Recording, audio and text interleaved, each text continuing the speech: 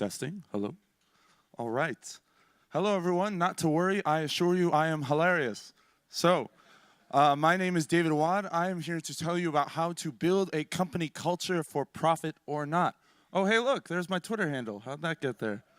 You can take a look at what it looks like when a guy in high school buys 6,000 Twitter followers and then gets 0 engagement for the rest of his life. I grew up in New Jersey.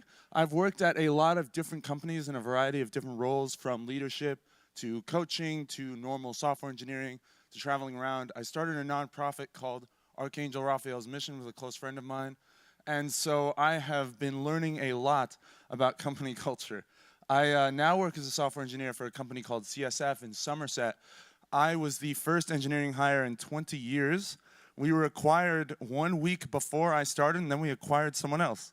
So the first thing we thought about was the mission statement, which was what we care about and why anyone cares. Amazon's is to be the Earth's most customer-centric company where anyone can find and discover anything they want to buy online.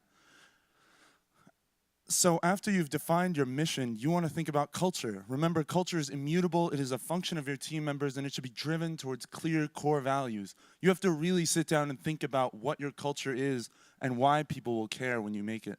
And once you have your culture, you define your core values.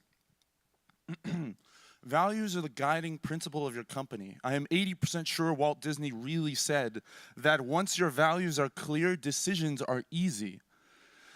And so take a look at this sample list of values. Innovative, team players, excellence, integrity, passion. Maybe your company has one of these values. There's something that bugs me about these, which is that they're sort of boring, they're bland, they're uninspired, and they don't work. Because people don't internalize these things. You have to take the time, gather your company together, and this exercise is a good one. Tell them a reality show is coming to do a silent film on your company. Tell them to imagine employees to tell this film crew about, to observe. And then think about what those people are like. Think about those values that those people exemplify if there's no sound. Are these values distinguished? Are you obsessed with them? Will they outlive you? Can you actually live that every day? But most importantly, are you willing to sacrifice profit to protect it? So you have to think about those people.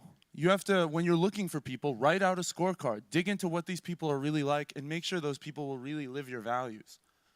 Because that's going to be the most important part of your organization. So what is a scorecard? It defines exactly what a role is. You literally define the analytical goals that this person will have accomplished in their first year to be considered a successful hire. This is good because it also sets the expectations for performance reviews in the future. I'm serious. Make a scorecard. Let's use an example. Let's think about a director of sales. Maybe you want to bring on someone who's going to increase your revenue by $5 million in the first year. Make 3 successful hires, where a successful hire is someone who has sold one of each type of your product suite, and they themselves have done the same. So you have this guideline that will show you exactly how to evaluate how well they're doing by the time their first year is up. And you use this to write out your job spec with all of the fun marketing stuff to make them interested. And then when you interview these people, you want to get at the heart of who they really are and what they're really like.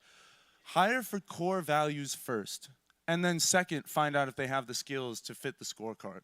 Because if you hire for core values second, those will be the hardest hires that you make. And remember that those interviews you have should reflect the culture of a performance review. You want to really dig into their past. Threaten to check their references. I mean it. We don't make empty threats to people for fun, like what would your past manager rate you out of 10? Then threaten to call them. Would you hire them again? How would you rate them? Make sure that these two people have the same answers to these questions and that they're in step on how they thought they were perceived. And don't settle on these hires. No matter how badly you need a position filled, make sure you don't settle. If you hire people that aren't good enough for your scorecard, it will be the wrong decision every single time. Another thing that's really important is to take the time to call out great things. You don't build culture by punishing bad things. You build culture by publicly acknowledging that people do good things. If someone optimized a particular piece of code, call it out. Be positive and don't be negative about the bad things. It sounds obvious, but I have seen it not go well. So culture is tricky. No one talks about it. It's really hard to measure, and it will not pay off in the short term if you start focusing on this. But I promise you, in the long term, it will totally change the way people see working there and how much they want to wake up in the morning to be a part of your organization. Remember that the culture of any organization is going to be shaped by the worst behavior its leader is willing to tolerate. So I hope you go out there and you find out what kind of organization you want to be, and you find that identity and you live through it, even at the cost of profit. Thank you very much.